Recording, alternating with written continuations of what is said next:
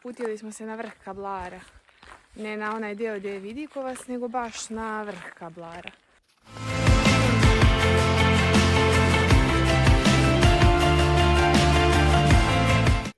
Kod ovog drveta skrećemo sa glavnog puta i šumom se penjemo ka vrhu Kablara koji je na 889 metara nadmorske visine.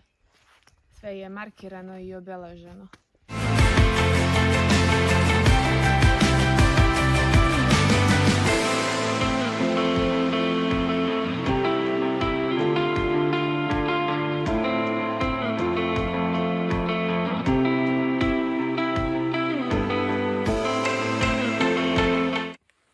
Nakon nekih 20 minuta od mjesta gdje smo se parkirali, stižemo do najvišeg vrha Kablara na 889 metara nadmorske visine.